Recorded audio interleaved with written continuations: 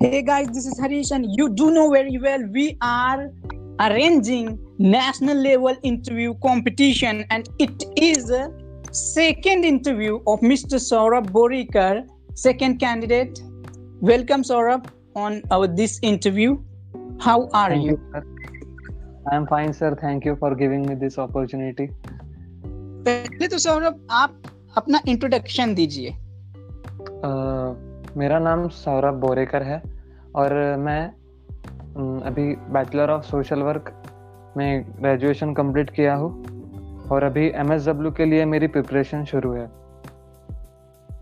जी सौरभ, मेरा पहला सवाल आपसे यही है, यदि मैं पूछूं आपसे कि आपका जो नाम है सौरभ, और यदि इसको आपने एक इंडिपेंडेंट मूवमेंट से कनेक्ट करना हो, आजादी से कनेक्ट करना हो, रिलेट करना हो, तो आप किस तरीके से करके बता सकते हैं हमको? सौरभ का मतलब होता है सुगंध. जो गंध होती है उसका मतलब, उसे हम सौरभ कहते हैं. तो आज़ादी का जो समय था, वो समय में सब जगह ऐसे एक आज़ादी की गंध थी. मतलब आज़ादी का सुगंध सब जगह था. हर जगह में, हर युवकों में उस वक्त एक जोश हमें नजर आता था कि देश के लिए कुछ करना चाहिए, देश के लिए कुछ मर मिटना चाहिए. तो वो एक लहर जैसी थी. जी सौरभ जी, मेरा अगला सवाल आपसे यह है सौरभ कि आजादी क्या है? ब्रिटिश लोगों से हम लड़ रहे थे, क्या वो रियलिस्टिक आजादी है, या फिर आजादी अभी हमारी समाज में भी क्या वो आजादी नहीं है? मतलब मेरे को आपका स्पेसिफिक व्यू पॉइंट चाहिए कि आप क्या सोचते हो, आजादी की एक डेफिनेशन दीजिए एग्जांपल के साथ. सर, अकॉर्डिंग टू मी हम लोग अभी भी आज़ाद नहीं है, क्योंकि मुझे लगता है हमारे जो क्रांतिकारी है, भगत सिंह, राजगुरु, सुखदेव, 7,33,000 क्रांतिकारियों ने हमारे देश को आज़ाद कराने के लिए अपने प्राणों की आहुति दी. मगर आज हम देखते हैं कि इस देश में बहुत लोग आज भी आज़ाद नहीं है.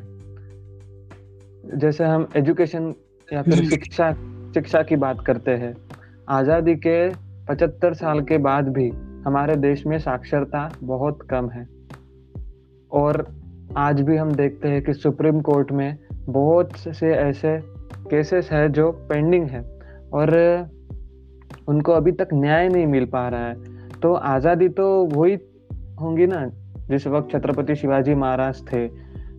अंग्रेज आने से पहले हमारे देश में जो वातावरण था वो शायद आज़ादी थी. तब हर तरफ खुशहाली थी, ये देश सोने की चिड़िया था.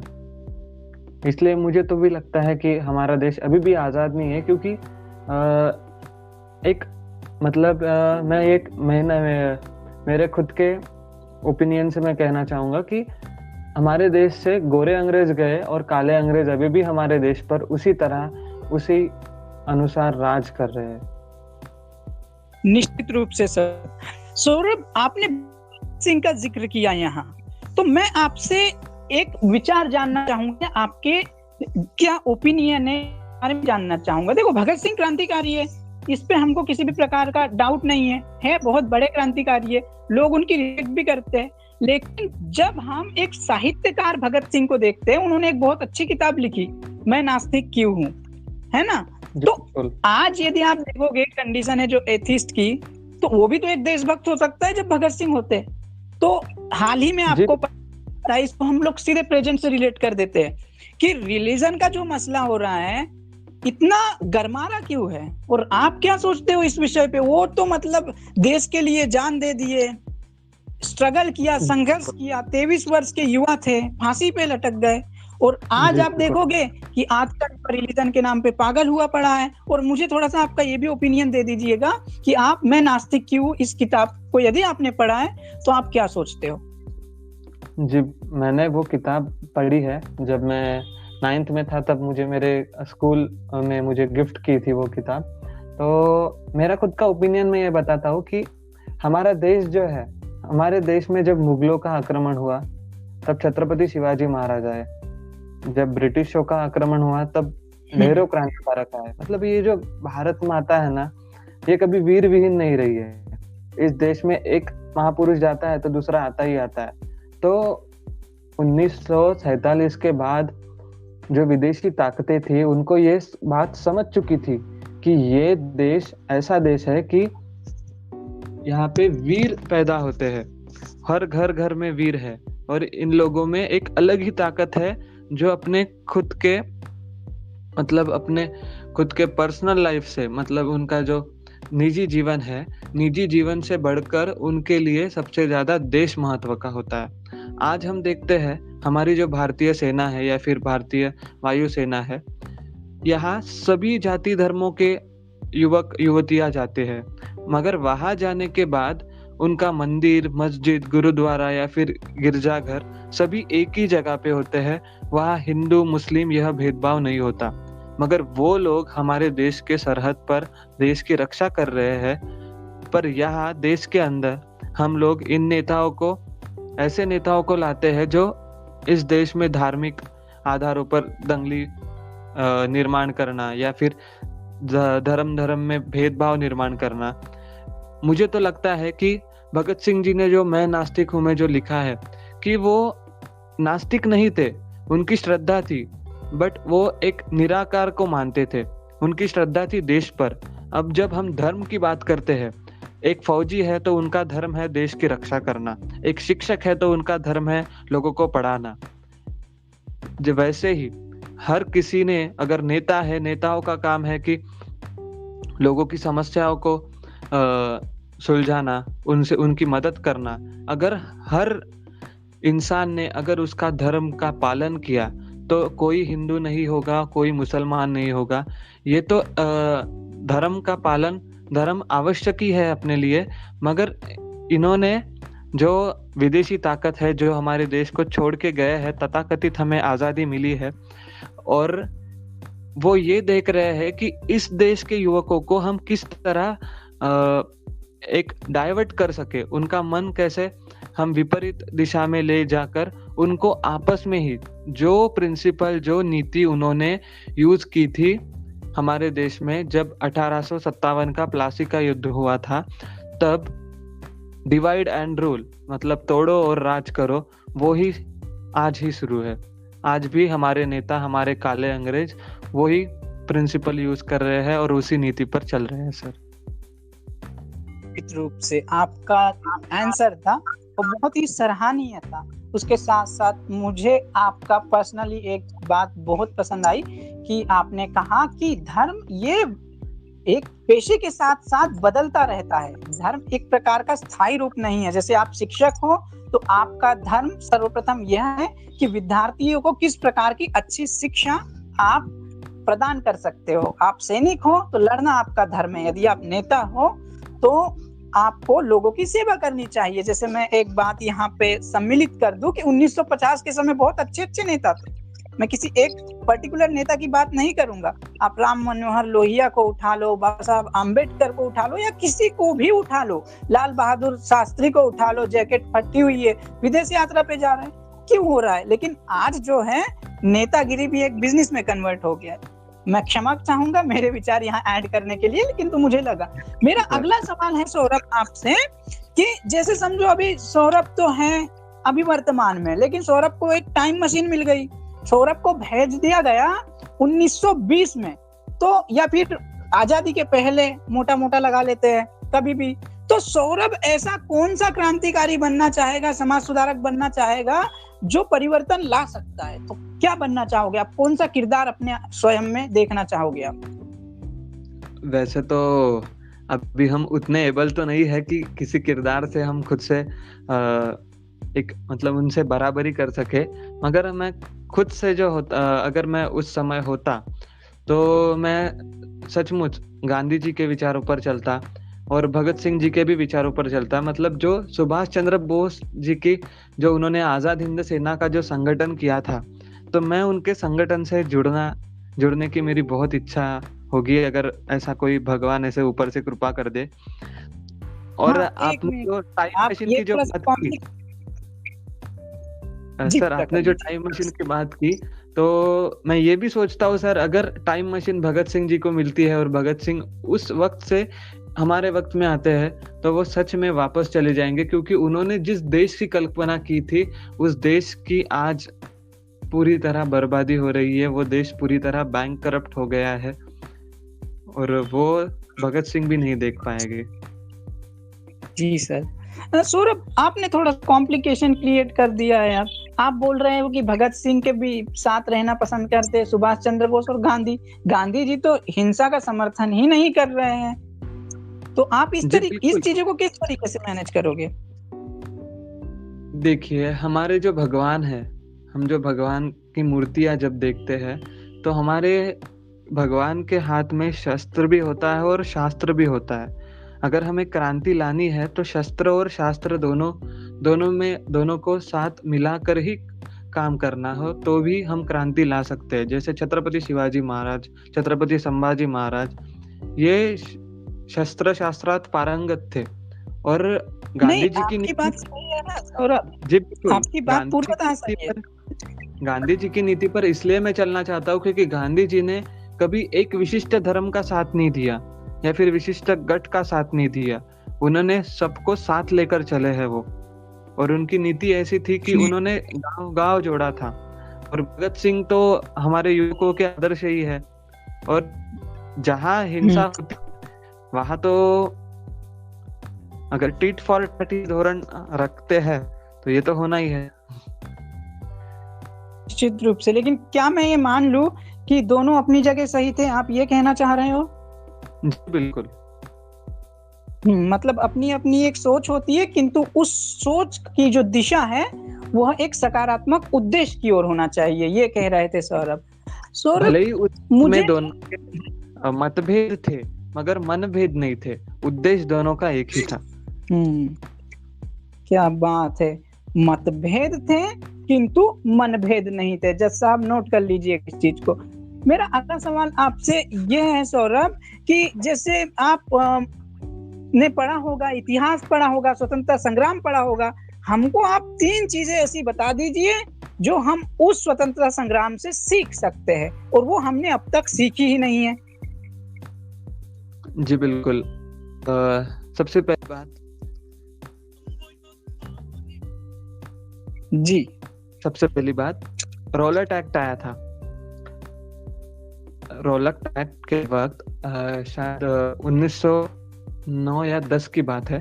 रॉलेट एक्ट के विरुद्ध 1913 का था रॉलेट एक्ट। तो उस विरोध में अपने लाला लाजपत राय, इन्होंने आंदोलन किया था,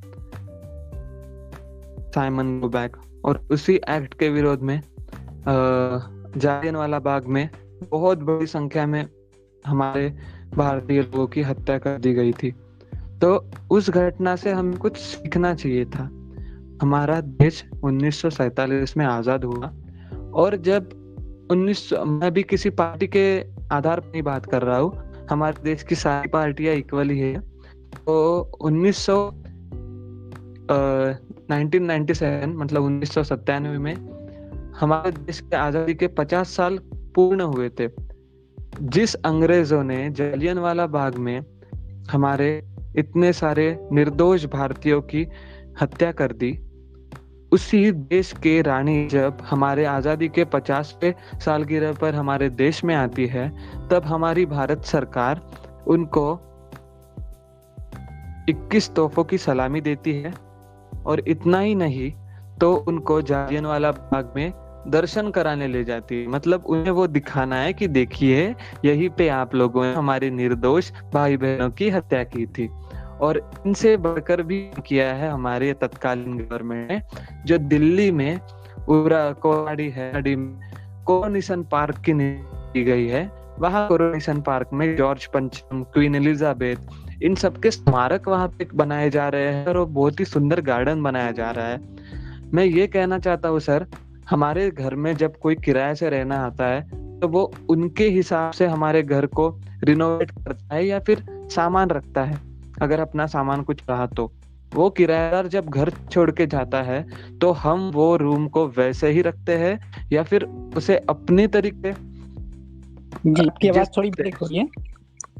बट उसे हम लोग वैसे ही रखते हैं या फिर अपने तरीके से एडजस्ट करते हैं। मगर हमने उस चीज को, मतलब उन्होंने जैसी व्यवस्था हमारे देश में रखी, हमने उसी को आगे बढ़ाया। और आजादी के बाद में यही कहना चाहूंगा, जो स्वाभिमान हमारे युवकों में था, जो स्वाभिमान हमारे उस वक्त के नेताओं में था, जैसे ये एक जालियनवाला बाग का एक बात हो गई, और दूसरी बात हमारे देश के द्वितीय प्रधानमंत्री, जो तो ना भविष्य थे ऐसे प्रधानमंत्री थे, आदरणीय श्री लाल बहादुर शास्त्री जी। पंडित नेहरू जी ने हमारा देश जब आजाद हुआ था तो उन्होंने बोला था कि हमारे देश के पास पैसा नहीं है, कुछ नहीं है, देश को अगर आगे बढ़ाना है तो इस देश विदेशी कंपनियों को फिर से बुलाना था। मतलब जो काम 23 जून 1757 में प्लासी के युद्ध के वक्त मीर जाफर ने किया था, वही काम आज के नेता कर रहे हैं, और वही पंडित नेहरू जी भी ने किया था। मगर लाल बहादुर शास्त्री जी ऐसे थे, उन्होंने इस देश में से पेप्सी कोला, कोको कोला को भगा दिया था, और उन्होंने जय जवान जय किसान का नारा दिया था, और देश के जवानों पर और देश के किसानों पर सबसे ज्यादा खर्च किया था। ऐसे नेता थे। और उनके बाद हमारे देश में ऐसा कोई भी नेता नहीं हुआ कि जो किसानों के बारे में सोच सके। और आजादी के बाद तीसरी घटना में बोलना चाहूंगा कि 1991 में हमारे देश में GATT agreement, general agreement on trade and tariff, जो WTO है, वर्ल्ड ऑर्गेनाइजेशन, उनसे गेट एग्रीमेंट हमारे देश में, ग्रेट एग्रीमेंट पर हमारे हस्ताक्षर करने के लिए हमारे देश पर विभिन्न तरह की बंधन लाए गए थे। और हमारा देश जो है वो थर्ड वर्ल्ड कंट्री में हमारा देश लीडर है। तो अमेरिका ने जो बंधन हमारे देश पर लाया था, और उसी बंधन पर हमारे देश के जो वित्त मंत्री थे, उनका नाम था तत्कालीन वित्त मंत्री का पी चिदम्बरम, वो प्रेस कॉन्फ्रेंस देते हैं, आज भी वो प्रेस कॉन्फ्रेंस अवेलेबल है, और उसमें कहते हैं कि आपने, जब उन्हें पूछा गया कि आपने गेट एग्रीमेंट पर सब हस्ताक्षर क्यों किया, वो हमारे देश के लिए अच्छा नहीं है, तो वो कहते हैं कि बेगर्स हैव नो चॉइस। मतलब जो देश कभी सोने की चिड़िया हुआ करता था, उसी देश का वित्त मंत्री बोल रहा है कि बेगर्स हैव नो चॉइस, मतलब भिखारियों की कोई चॉइस नहीं होती है। तो मुझे लगता है, और चौथी बात, हमारे देश के युवकों में वो फिर से स्वाभिमान जागृत होना चाहिए, जिससे वो हमारे देश के अस्तित्व को जान सके, हमारे देश के सच्ची ताकत को जान सके। पैसा है, कैपिटल है, ये अलग बात है, बट हमारे देश के पास जो सबसे बड़ी कैपिटल है वो है हमारे देश के युवा, और इन युवा को मिसगाइड नहीं होना चाहिए। बस यही बात है। बहुत अच्छा आपने स्टडी किया है इस विषय पर, मुझे सुनकर बहुत अच्छा लगा, और पर्सनली मैं इसको अप्रिशिएट भी करूंगा, इतना बेहतरीन स्टडी था आपका। अगला सवाल सौरभ आपसे यही है, यदि सौरभ देशभक्त है तो सौरभ ऐसी क्या चीज कर रहा है जो जिससे मैं सौरभ को कहूँ कि हाँ भाई ये देशभक्त है? आपके देशभक्त की डेफिनेशन क्या है भाई?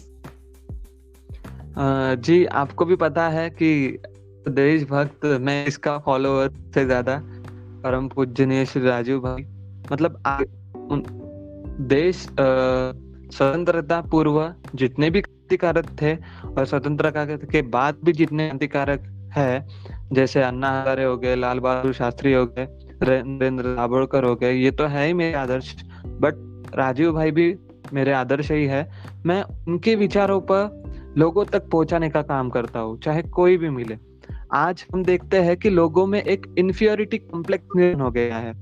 इन्फीरियरिटी कॉम्प्लेक्स में उनको अगर आप बताएं कि भारत में ये है, भारत में वो है, तो आज हम देखते हैं कि उन्हें लगता है कि भारत में कुछ नहीं रखा है, इस देश ने क्या किया। जैसे हमने पूरी पश्चिम पिक्चर देखी होगी, उसमें वो कहता है कि यस कंट्रीब्यूशन इज जीरो।